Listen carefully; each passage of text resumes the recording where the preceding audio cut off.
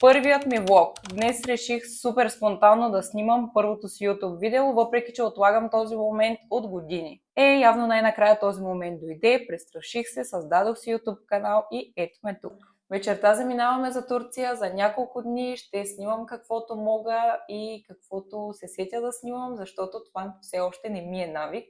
Повечето неща, които снимам са за TikTok, така че ще ми отнеме малко време да свикна с YouTube платформата. Надявам се нещата, които ще снимам в бъдеще, да са ви интересни и полезни. Сега е 4 след обяд, аз имам още малко работа, искам да доизчистя апартамента. Имам и малко друга работа, за която най-вероятно в последствие ще разберете. А може би някои от вас вече знаят, че съвсем наскоро стартирахме бизнес за кучешка козметика. И сега отивам да напълня малко тестери и ще трябва да мина през Speedy и Еко.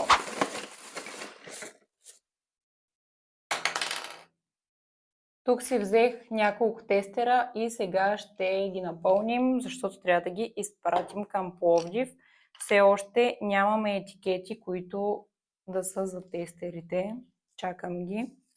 Затова сега ще използваме ето тези. Доста е трудно да си правиш всичко сам и да искаш всичко да е перфектно. И нещата се случват доста наистина трудно, но пък на мен ми е приятно. Целият процес по създаването на продуктите ми е изключително приятен. И като казвам, че е хубаво да си правиш всичко сам, нямам предвид, че ги забъркваме в къщи. Напротив, всичко си е в лаборатория. Може би най-добрата лаборатория в България за кучешка козметика.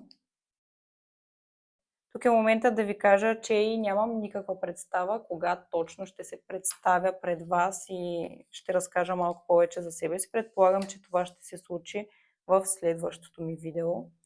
Защото, както вече казах, супер спонтанно реших днес да снимам и предполагам, че този влог, или ако се получи влог, ще стане доста манджа с грозде, но ще видим. Предполагам, че някои от вас вече са ме засичали някъде в социалните мрежи, въпреки че моите профили далеч не са от популярните, напротив. Но аз започнах да ги развивам малко по-сериозно в последните няколко месеца, така че се надявам да ви е интересно това, което правя и което ще правя, ще снимам и в другите социални мрежи и тук. Защото мисля, че имам какво да покажа и да разкажа за себе си и се надявам да ви е интересно. И за да не ви губя времето да гледате как отлепям и залепям един етикет по няколко пъти, сега ще спра тук и ще се включа най-вероятно до вечера. 7:30 вечерта е, бординга ни започва в 8:10. Най-хубавото е, че ние нямаме багаж за чекиране, но пък отново закъсняваме, както обикновено за летището. Така или иначе, вероятно полета ни ще закъснее, така че това не е проблем. Взехме си все пак Spark, за да стане най-бързо. Стигнахме и се оказа, че полета наистина закъснява. Чакай. Назад върви.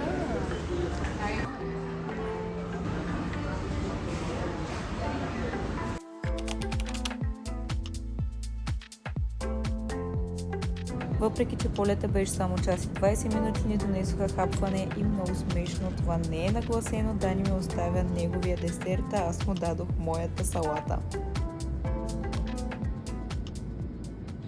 Стигнахме на летището в Истанбул и сега си чакаме трансфера към хотела. Вече е сутринта на другия ден, тъкмо закусихме, Дани отиде да свърши една работа, а аз се отдадох на моята работа и така няколко часа. Здравейте и днес, нощи пристигнахме доста късно в хотела, заради това не успях нищо да снимам, директно се тръщнахме и заспахме. А днес сутринта имахме работа, която вече свършихме и след малко отиваме до едно място, което е по-близко до хотела ни, защото в момента е около 3 часа и нямаме време да ходим към центъра, но пък ще ви покажа къде ще ходим и също утре ще ви покажа и малко от центъра на Истанбул, защото предполагам, че ще имаме време поне до там да стигнем за малко. Между другото, исках само да ви кажа, че когато пътувам някъде, винаги си освобождавам дните и гледам да нямам никаква работа, докато съм някъде, защото ми е много по-трудно, естествено, да снимам, трябва да взимам с мен продукти и така нататък. Обаче последните няколко дни нямам една свободна минута. Не знам какво се случва, обаче всичките ми брандове, с които аз работя дългосрочно или такива, които те първа искат да започнем да работим заедно, ми пишат. И цял сутрин съм отговаряла на над 10 имейла и преди 30 секунди ми писа още един бранд, с който съм работила, за да ме попита дали цените са същите и дали можем да направим видео. Така че за мен се очертава това лято да е по-натварено от предното и ще видим как ще се справя с всичките си ангажименти, които съм поела към клиенти. Седнахме да пием по нещо на това страхотно заведение, където предлагат предимно напитки и сладки неща. Гледката е страхотна, аз пих студен чай, а Дани турски чай. Намираме се в един от аутлетите в Истанбул, където има доста магазини и ние често го посещаваме. Току-що си взех сладолет от Макдоналдс. Обожавам този сладолет и винаги, когато имам възможност, си взимам от него. А Дани ме заряза и влезе сам в един магазин. Аз го чакам отпред и си ям сладоледа. Обожавам това, че много често виждам животни, които са прибрани вътре в магазините. След като се разходихме и понапазарувахме, седнахме да хапнем и гледахме баскетболен матч на брата на Дани, а храната беше много вкусна. Вече е друг ден, отново не съм снимала вечерта, тук излязохме от метрото в Истанбул, като сме се запътили към едно специално място, за което ще ви разкажа след малко. По пътя се спряхме на щандовете за фрешове, това го правим редовно и винаги си взимаме нещо свежо. Запътихме се по моста към Галата, където ще отидем да опитаме най-известната торта в Истанбул. Честно казано, голям процент от пътя до Галата е Баир, който е доста стръмен и неприятен, на видеото не си личи, но пък по пътя видяхме нещо много сладко. Точно до едно магазинче за сувенири бяха тези малки котенца заедно с майка им. И всички хора много им се радвахме. Сега ще ви разкажа и каква е историята за Галата и защо толкова много искахме да дойдем тук. Включвам се набързо от София да ви разкажа историята за Галата. Преди няколко месеца момчето на рецепция в хотела в Истанбул ни каза, че има легенда, която гласи, че ако отидеш с половинката си на Галата, много малко след това ще се сгодиш или омъжиш, ожениш съответно за половинката си. Той ни каза, че с него и неговата половинка се е случило по този начин и ни даде съвет, ако искаме да останем заедно и да се оженим, да отидем задължително на Галата. Съответно, ние решихме да го направим, отидохме, но пък тя беше затворена за ремонт, което не ни попречи да си пожелаем тези неща да ни се случат, може би аз малко повече. И ето ни няколко месеца по-късно, аз съм с пръстен на ръката, Дани ми предложи малко след като посетихме Галата, така че дали в ремонт, дали не, явно легендата наистина работи, така че момичета, ако искате да ви предложат по-скоро, хващайте приятелите си и ги водете на колата. Седнахме на това заведение, което ви предлагам да си запазите, защото тази торта е най-известната в цял Истанбул и е наистина уникална. Знам защо е толкова известна вече. След това се върнахме отново по моста и решихме да се разходим на Капала Чарши. Аз лично обожавам да се разхождам там, а мисля, че Дани също. Разходката по моста е изключително красива, като от всякъде си заобиколен от джами и изобщо духа на Истанбул за мен лично е много готин.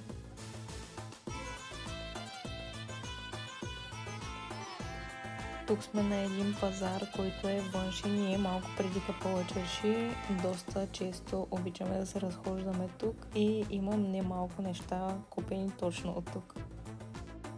Тук можете да намерите буквално всичко, както виждате.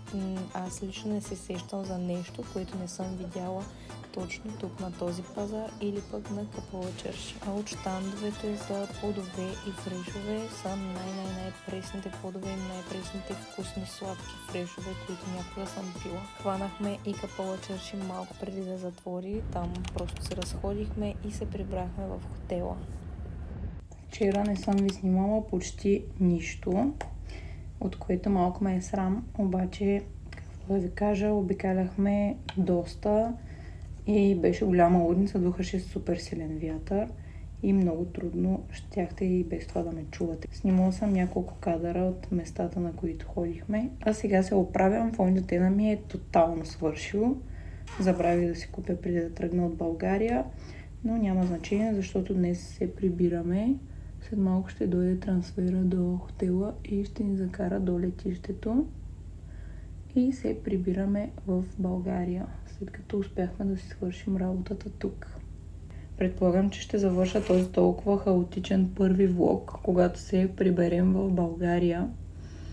Но искам да ми кажете какво ще ви е интересно да виждате от мен, дали някаква грижа за себе си, лице, тяло, коса или така нататък, или пък по-скоро някакви влогове, какво ви е по-интересно, какво обичате да гледате.